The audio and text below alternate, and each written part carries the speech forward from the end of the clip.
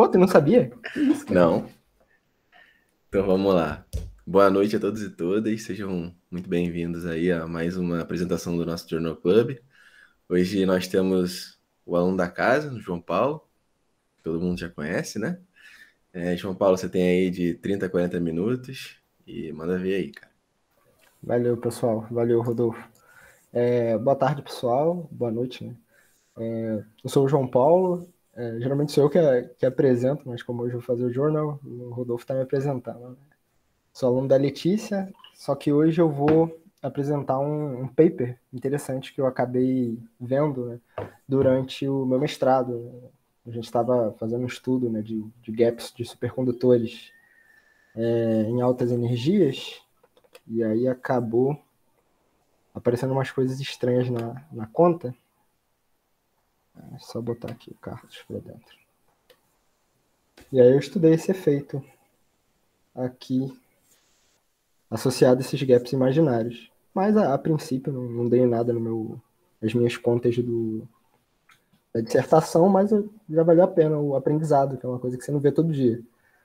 Então, vai ser um journal club mesmo de apresentar um paper, né? Aí que eu vou falar um pouquinho do paper, depois eu vou falar sobre as coisas principais, que é a supercondutividade, a superradiância. Aqui eu não sei se no português eu posso fazer isso, né? Então, depois eu fiquei de corrigir, mas acabei esquecendo. Acho que eu não poderia fazer isso não. Falar um pouquinho do modelo, uns resultados, né? E algumas coisas interessantes que o modelo do pessoal do paper traz, que, né, uma resistência à desordem, perturbação e efeitos, né, de longo alcance. Tá, o paper que eu vou falar, né, esse paper aqui, Real and Imaginary Energy Gap, a comparison between single station superradiance and superconductivity and robustness to disorder, né? Então algo do tipo gaps de energia real e imaginário, uma comparação entre estações de superradiância e supercondutividade. E robustness é algo do tipo resistência, né, rigidez, né, a desordem. Então, é um paper desse pessoal aqui, né, um grupo é uma colaboração, né, com o pessoal da Itália, né, Chaves, Mattiotti, Bermudas, acho que Borgonov também, com o pessoal também do México, que eu acho que é o caso do Celardo aqui. É um paper de matéria condensada, e ele vai falar justamente, né, dos gaps, né, que aparecem nesses dois sistemas. Mas uma motivação para falar, né, desse tipo de efeito é que eles são efeitos coletivos, né, efeitos que um tipo de efeito, né, que aparece em sistemas como sistemas de matéria condensada e matéria nuclear. E esses efeitos, né, coletivos, como o caso da supercondutividade, por exemplo, eles acabam sendo muito úteis no desenvolvimento de tecnologias novas, como, por exemplo, né, o paper cita, né, dispositivos quânticos sensíveis à temperatura, né? Então, o avanço da pesquisa nessa área é bom justamente para esse tipo de desenvolvimento. Esse ramo, né, da matéria condensada que estuda os efeitos coletivos, né, tem uma ampla classe, né, de efeitos que são estudados, mas apresentam algumas lacunas, né, que vão sempre sendo preenchidas com os trabalhos. Então, é uma área ampla, mas que está sempre sendo preenchida, digamos assim, está sempre em evolução, né? No paper ele também cita, né, que alguns efeitos coletivos eles apresentam a característica, né, de ser resistente a ruídos e a desordens, né, do environment, né, do ambiente. E uma outra coisa, né, que eles dizem, né, por exemplo, o Fano, nesse artigo dele de 92, é que alguns efeitos coletivos, né, o próprio efeito coletivo serve de uma conexão, né, para alguns fenômenos. E o Scully, em 1977, também faz suposição, né, que esse mecanismo, né, dos efeitos coletivos originaria, né, efeitos que poderiam, né, ter alguma ligação, como a superradiância e a supercondutividade. Mas o que são, né, o que é, né, a superradiância e a supercondutividade? A supercondutividade é aquele efeito, né, aquele fenômeno da matéria condensada, né, que as pessoas conhecem, que alguns metais a baixas temperaturas, eles apresentam resistência nula, apresentando assim uma supercorrente de carga. Eles também têm efeitos magnéticos associados a eles, como vórtices magnéticos e são famosos, né, justamente pela característica, né, que as pessoas usam, né, em vários vídeos e aplicações como levitação magnética. Então, o sistema, né, de supercondutividade que eles estão estudando nesse artigo é uma supercondutividade que ela é discreta, né, é muito aplicada em sistemas granulares. Eu nunca tinha estudado isso, né, dei até uma lida no paper que eles indicam, e sistemas físicos, né, que utilizam esse modelo são tipo, sistemas de grãos de ferro. É interessante ter uma referência do paper para dar uma olhada a quem se interessar. E aí, como toda supercondutividade, né, os estados eles são acoplados, né, por um acoplamento que ele é real, né, e essa interação que acopla, né, gerando os pares de Cooper, né, vai fazer com que o espectro de energia do sistema apresente um gap, que é essa lacuna aqui, né, que você vai do estado fundamental para o estado-estado, tem um salto, né, daqui para cá. E esse gap que evita, né, que o estado supercondutor seja destruído, né, com efeitos de ruídos, entre outras coisas assim. A superradiância é um pouco parecido, mas é diferente. Esse efeito eu nunca tinha estudado, né? Esse fenômeno eu nunca tinha estudado, mas ele é bem interessante. Né? Algumas definições de superradiância, por exemplo, é um ensemble de sistemas de dois níveis, cujo a excitação de energia ela sempre é emitida proporcional a um número n que caracteriza o sistema, sei lá, número de estados. Uma outra definição, que também eles apresentam no paper, são que estados que apresentam excitações coerentes, né, com o mesmo número uma mesma taxa de decaimento. Mas a superradiância que eles estão estudando, nesse paper, e comparando com a supercondutividade discreta, né, digamos assim, é uma superradiância pragmática, que ela é caracterizada por ter os níveis de energia, né, separados, né, para um espaço igual, e acoplados a um canal de decaimento por um acoplamento, né, um termo de interação aqui que ele é imaginário. E aí esses sistemas, né, podem ser associados a sistemas abertos e estão associados também, né, com hamiltonianas não hermitianas. E aí nesse sistema da superradiância, você vai ter uma aparição também de um gapzinho aqui, né, que aparece aqui nessa espécie de espectro, né, da parte imaginária. Tem a aparição de um gap, assim como acontece na supercondutividade. Né? Aqui é o N, aqui embaixo é uma parte de espectral, né, que fala dos altos estados, e aqui é o tamanho, né, da parte imaginária. Isso aí eu vou falar mais à frente, só para dar uma ideia do que o sistema é. Né? Então, basicamente, esse fenômeno se aplica em alguns sistemas, como, por exemplo, nuvens de átomos frios e moléculas, e lida justamente com a excitação, né, desses caras. Quem se interessar também tem referências, né, interessantes nesse paper. Bem, o modelo ele é criado, a meu ver, né, com uma aparência simples, mas não é tão simples assim. Né? Vai ser uma hamiltoniana, que ela é composta por um termo, né, não perturbado, mas o termo de interação, que a gente viu que pode ser real ou pode ser imaginário, né? Perturbação não, acoplamento, perdão. Justamente porque esse V0 vai ser justamente o termo que acopla, né, os estados. Esses catzinhos K são os estados do sistema, então no caso do supercondutor, né, são os estados dos pares de Cooper, e no caso da superradiância seriam tipo os estados de excitação de um átomo, de uma molécula, etc. E0 vai ser a energia não perturbada do sistema, e nesse sistema eles também modelam, né, essa parte não perturbada como se fosse uma peak fence distribution, que é como se isso até tem que ver com mais detalhes, né, mas é como se você considerasse, né, sítios ali para os átomos ou para os estados, algo desse tipo. Né, e aí você tem essas deltazinhas aqui.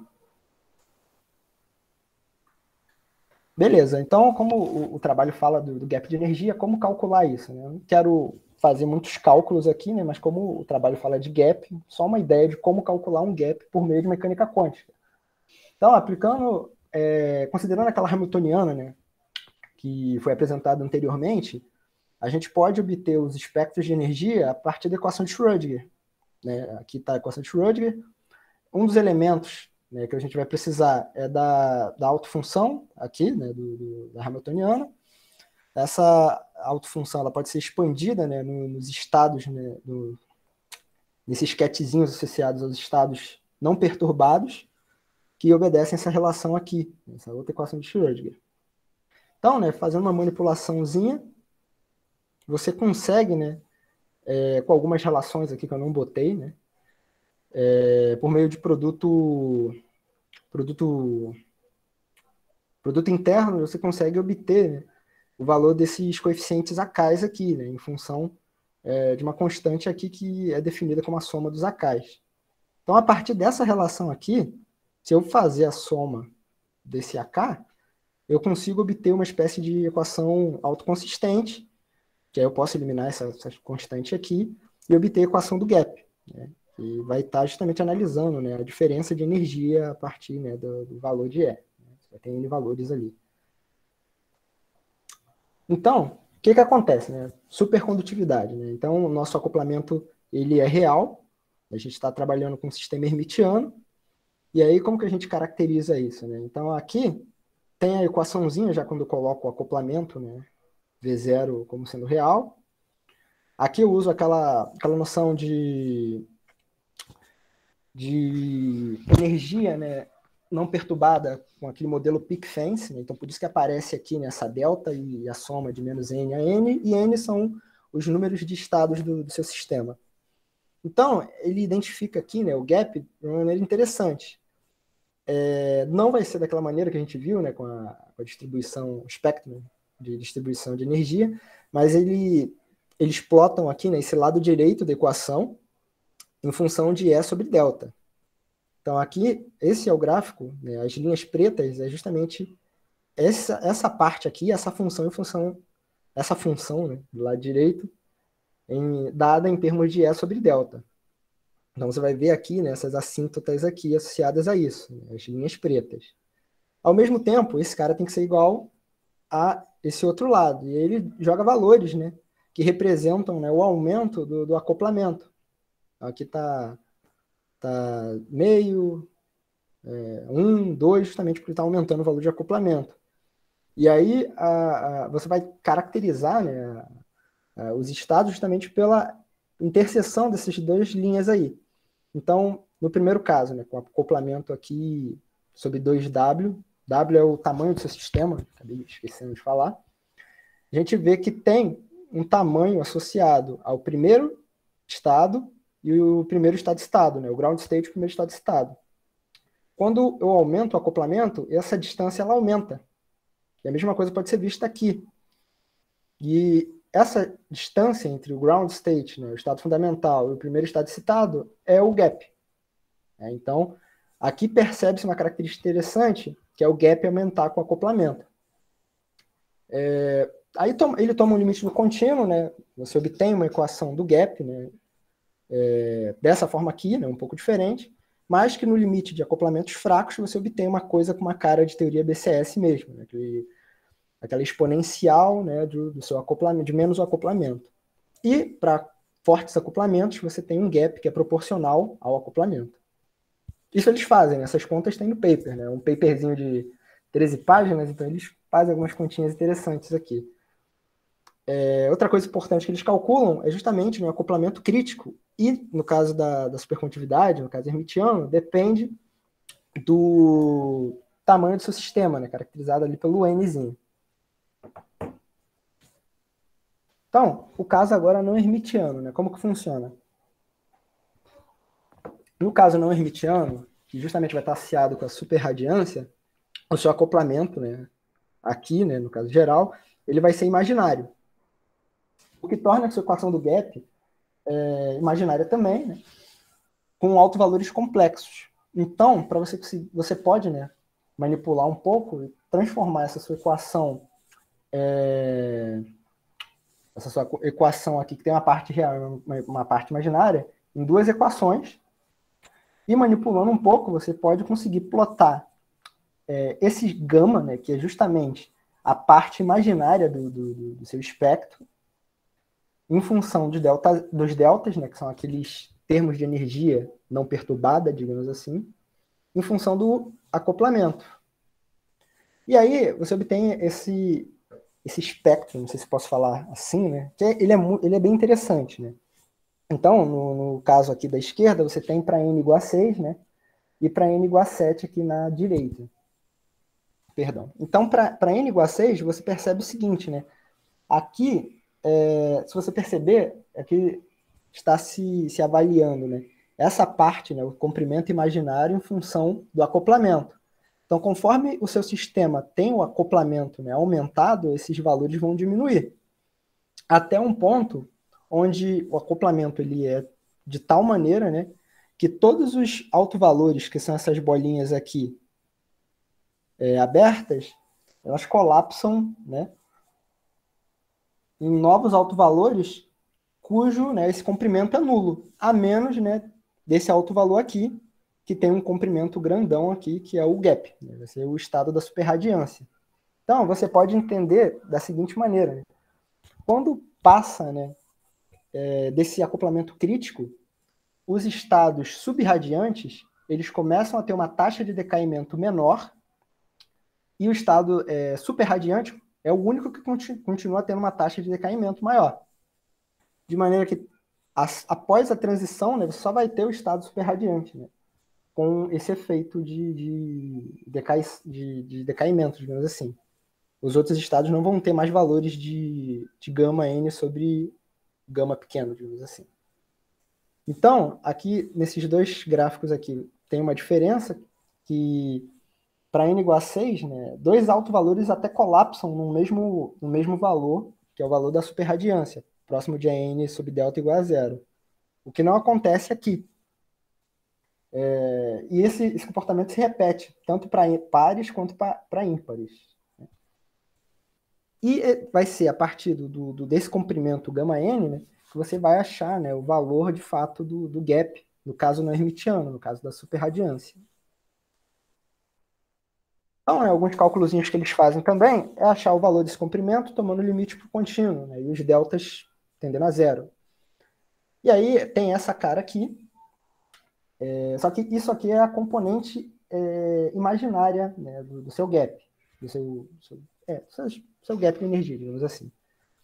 A partir de uma condição de que esse cara aqui ele tem sempre que ser maior do que zero, você consegue obter um valor crítico, que vai ser o valor crítico da superradiância, o acoplamento crítico, digamos assim. E por fim, como eu estou avaliando, nesse caso, um espectro que ele tem parte real e imaginária, ele define, para você avaliar o gap, uma espécie de distância, né, entre dois pontos, onde esses pontos são justamente o ponto de energia no ground state e do estado a estado. E aí, ele até define dessa forma, né, que digamos que seja o máximo, né, do mínimo dessa distância entre dois pontos, vai ser o delta, onde essa distância de dois pontos vai caracterizar o espaço entre essas energias. E a partir disso, né, tomando um limite de n muito grande, você consegue ver que vai ser basicamente essa componente imaginária, né, sobre 2. Então você tem alguns limites, né, que podem ser vistos tomando alguns cuidados, né? Então, um deles é que para acoplamentos muito maior do que o crítico, você está ali naquela fase super radiante, você tem que o gap é proporcional ao acoplamento, que era uma coisa que você já via no caso da hermitiana, da supercondutividade. E, diferente da supercondutividade, agora, para acoplamentos menores do que o acoplamento crítico, você não tem gap. O que faz até sentido, né? Que se o gap cresce, né, com o acoplamento menor, né, do que o crítico, você não vai ter superradiância e, por sua vez, não vai ter gap. Né? Aí, para avaliar, né, essas coisas, eles fizeram plots numéricos. Então, a linha azul aqui é justamente o resultado analítico, enquanto os pontinhos são os resultados numéricos. Ambos os plots eles trabalham com aquela noção de distância entre dois pontos e satisfaz consideravelmente bem, né? Aqui todos os pontos estão aqui, né, em cima da linha. Aqui você vê no plot uma coisa interessante, né, que o gama crítico que é dado por essa linha pontilhada, ele não varia conforme o seu sistema, né, aumenta, ao passo que o gama crítico, no caso hermitiano, varia, né? Isso é um resultado que aparece aqui, né? Você não tem dependência de N aqui, no crítico não hermitiano, mas você tem aqui, no crítico hermitiano. Por isso que apareceu nesses pontos críticos subindo aqui no caso hermitiano. Sim, uma coisa interessante que esses sistemas com gaps apresentam é a resistência a efeitos externos, né? Como, por exemplo, né, quando você está no estado de supercondutividade, pequenas colisões, digamos assim, né, com algumas impurezas do material, não vão fazer grande relevância para o sistema, a menos que essa energia, né, associada a essas impurezas, as colisões dessas impurezas, supere o gap. Então isso forma uma espécie de blindagem, né? E aí o que eles fazem? Eles usam teoria de perturbação para ver se pequenas perturbações vão influenciar na energia do seu sistema. Como o sistema ele é um sistema não hermitiano, no caso da superradiância, aí eles têm que fazer toda uma manipulação para definir, né, conseguir definir, né, eles chamam de biortogonalidade para trabalhar, né, com esses estados aqui. E aí aqui ele obtém, né, faz teoria de perturbação até segunda ordem e percebe que esse cara aqui, né, ele vai depender de duas variáveis complexas aqui que vão justamente vão ser avaliadas aqui com relação ao tamanho do gap. Né? Então, quanto maior o gap, né, dependendo, é claro, dessa outra variável complexa aqui, né, quanto maior o gap, menor essa quantidade aqui. Então, espera-se que a perturbação não influencie tanto. E aí, eles calculam, né, isso num modelo considerando desordem estática. Né? Esse termo de desordem estática eu conheço pouco, né? Não conheço muito esse tipo de sistema, mas é interessante ver o seguinte, né, que aqui esse xi aqui é um termo, uma variável de desordem, né, média desordem, digamos assim, né? Então percebe-se que aqui nessas linhas coloridas você tem, né, o aumento do acoplamento, basicamente é relativo, né? Acoplamento relativo, o gama pelo gama crítico. Então, para valores pequenos de desordem, digamos assim, você não vai ter muita mudança, né, no seu valor imaginário aqui do gap. E são valores pequenos de desordem que você tem que considerar para fazer perturbação. Então, razoavelmente, né, tá ok. Né? Então, agora, para desordem muito grande, aí você vai ter, né, todo o seu sistema aqui, a parte imaginária colapsando, mas na parte que é esperada, né, onde a superradiância ocorra, as coisas ocorrem mais ou menos como esperado. Aqui ele faz um plot, né,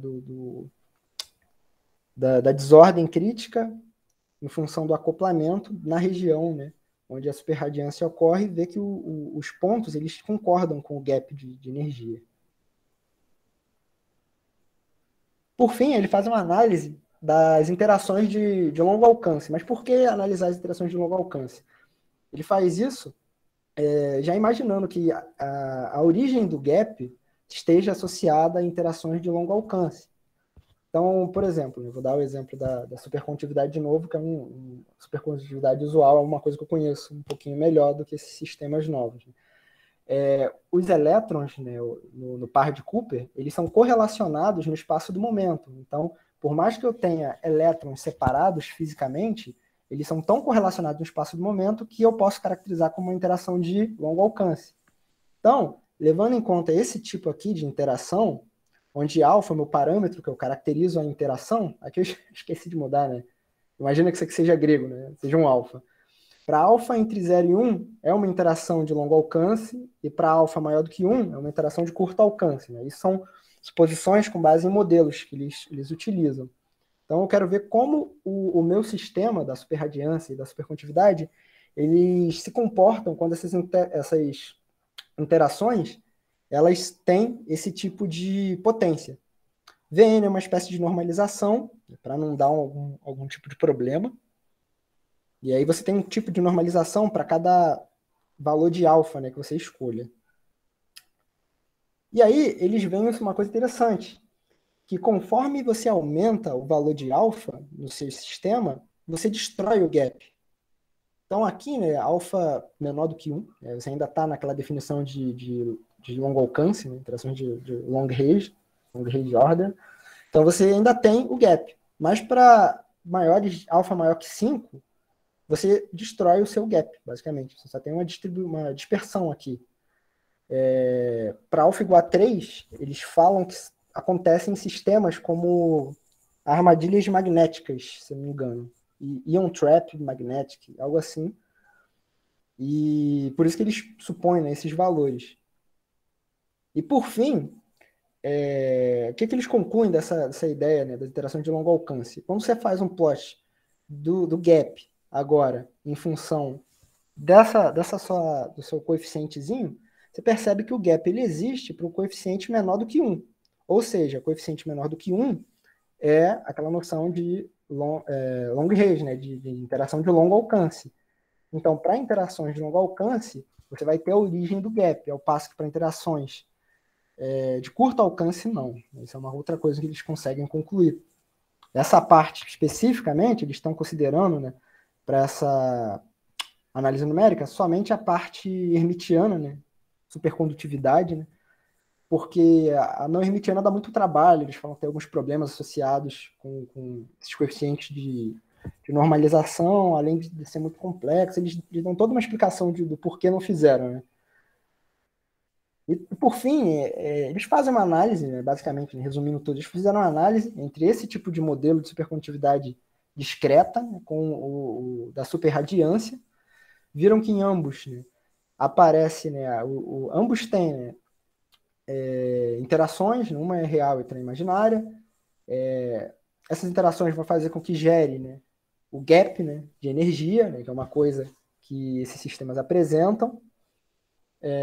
Eles são sistemas, né, com efeito coletivo, então já reforça aquela motivaçãozinha de você estudar efeitos coletivos, né, do porquê você estudar isso, tem toda aquela questão do desenvolvimento de dispositivos.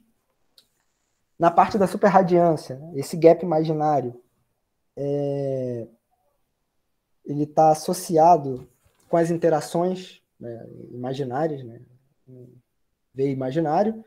Ambos os gaps fazem uma espécie de blindagem a perturbações ou desordem, e os gaps eles vão estar associados com as interações de longo alcance. E é isso, né? Por fim, há também uma consideraçãozinha aqui, né, que a confecção de dispositivos, né, com esse estudo, que eu já tinha falado antes, e que os efeitos coletivos são estudados, né, importante para a matéria condensada e física nuclear.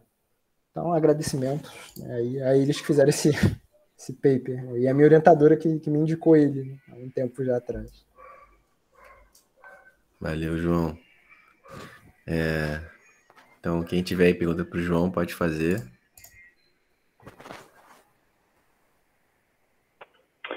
João. Grande Rui. Tá me vendo? Tô vendo. Geralmente, quando você tem esses gaps que são robustos à desordem, você tem ordem topológica neles. O autor chegou a falar sobre isso?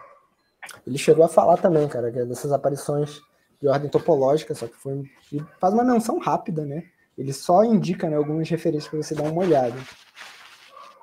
Entendi. Ele fala... Mas no final, isso é um sisteminha que você tá... Tipo, o sistema de supercondutividade que você tem é um toy model ou chega a ser alguma coisa mais relacionada ao experimento, assim, uma coisa tentando descrever o sistema real? Porque eu entendi um toy model para se comparar com esse modelo de superradiância, correto? Isso. Só que não é um toy model. Ele fala também que esse modelo de supercondutividade discreta, ele é muito utilizado em grãos de ferro. Então, creio eu que seja um toy model. Eu não conheço os grãos de ferro, não.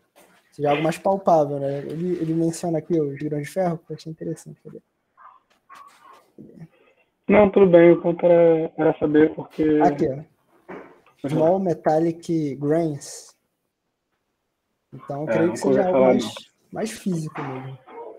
Não entendi. É só porque fiquei com essa curiosidade do fato de ser robusto contra desordem. Isso aí é bem standard. Achei interessante isso, né?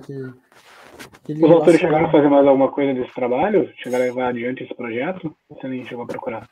Não, eu não cheguei a procurar, cara, mas eles tinham essas perspectivas futuras de tentar estender, né, essa análise que eles fizeram da interação de longo alcance para o caso não hermitiano. Mas eu não sei se eles chegaram a fazer. Entendi. Não, tudo bem, valeu, João. João, eles chegaram também a comentar sobre os dispositivos? Que tipos de dispositivos são esses? Então, são dispositivos sensíveis à temperatura. Eles falavam muito de coisas associadas a armadilhas, né? Cadê? Eu lembro que eles comentam algo assim. Logo no início.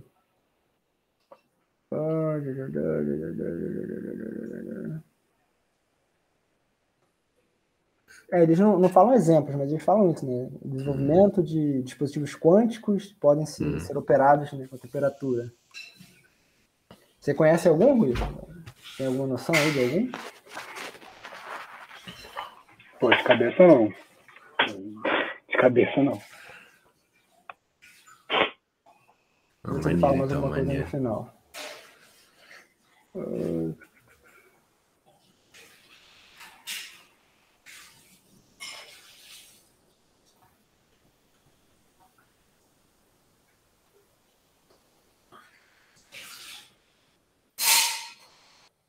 Aí, ó, tem uma coisa também interessante aqui, Rui, que eu também não comentei. Mas eles planejam, né? Eles estavam planejando, né, utilizar, né, essa abordagem dos gaps para calcular também coeficientes de transporte. Acho que é você que trabalha com isso, né? Mais ou menos. Mas sim, eu trabalho com transporte. Maneiro, cara. É interessante. Modelinho simples. Interessante. A questão das armadilhas magnéticas que eu tinha falado é mais um dos exemplos, né, de sistemas, né, que não é muito uma aplicação, digamos assim. Mais alguma questão? Acho que não. Então, João, valeu aí, cara. Obrigado pela apresentação. Semana que vem a gente volta aí com o Carlos, né? Vai apresentar pra gente aí semana que vem. Então, valeu aí, galera. Boa noite pra todo mundo.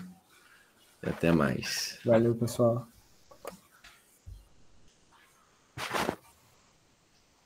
Caralho, Carlinho meteu o pé.